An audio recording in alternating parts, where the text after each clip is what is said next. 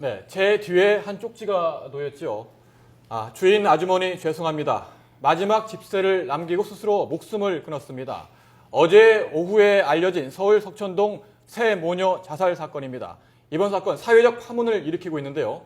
네, 특히 기초생활보장제도나 의료급여 제도 대상에 들지 못한 점이 이번 비극을 불렀다는 지적이 나오고 있습니다. 네, 사건을 취재한 사회부 조태현 기자와 함께 자세한 이야기 나눠보겠습니다.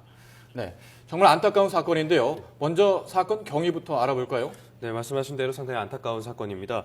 60살 박모 씨 모녀는 지난 26일 밤 9시 20분쯤 서울 석천동에 있는 단독주택 지하 1층에서 숨진 채 발견됐습니다.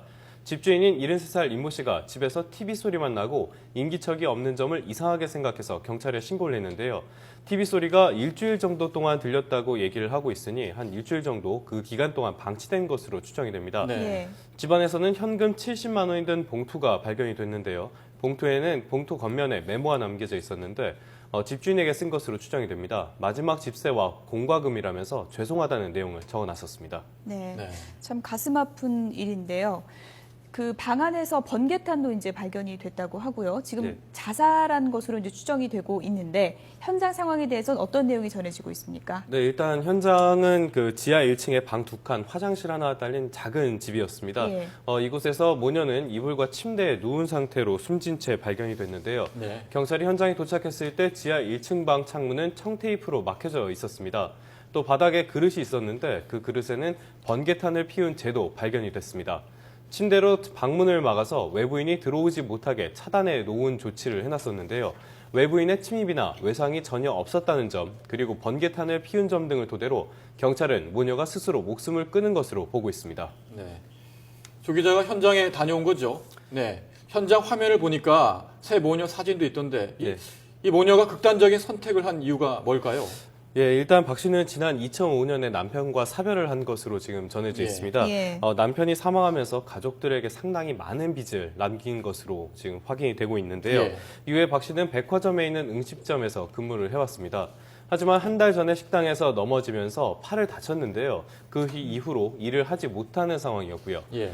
경찰 조사 결과 박 씨는 다른 사람에게 의지하거나 피해를 주지 않으려고 상당히 노력해왔던 점이 확인이 됐습니다. 예. 하지만 일을 하지 못하게 되면서 경제적인 어려움을 오랫동안 겪어왔던 것이 아닌가 추정이 되고 있습니다.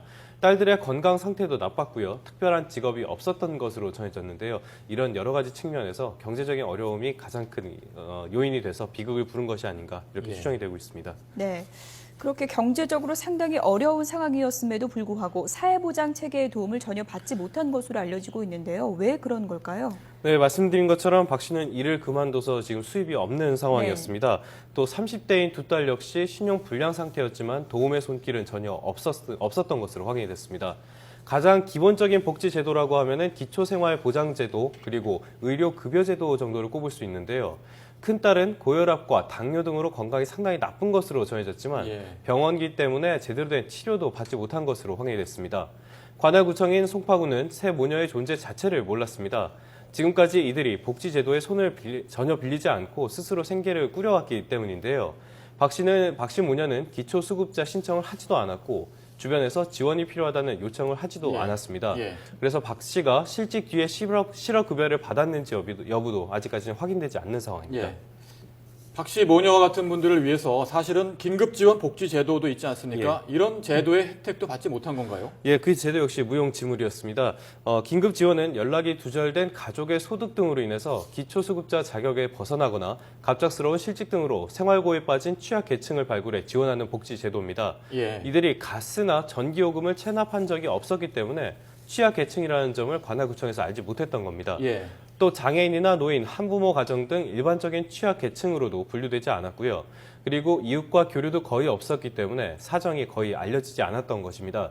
실제 생활 형편과 다르게 이들을 구제할 수 있었던 어떠한 법적 장치도 없었던 것으로 보입니다. 네. 실제로 이제 생활이 어려운 분들 가운데 이런 제도를 잘 모르는 분들도 많으실 것 같고요. 네. 선뜻 이런 지원 요청을 하기 좀 꺼리는 분들도 상당히 많을 것 같은데요. 아무래도 이제 관할구청이나 서울시에서 먼저 좀 찾아가는 게 중요하지 않을까 싶은데 어떤 입장들이 나오고 있습니까? 네, 말씀하신 대로 이 세 모녀 같은 경우에는 이런 지원을 받기보다는 자립을 원했던 예. 것으로 지금 추정이 되는 상황입니다. 송파구청에서는 이번 사건을 계기로 기초수급자 신청이나 긴급 지원 제도를 적극적으로 홍보한다는 방침을 밝혔습니다.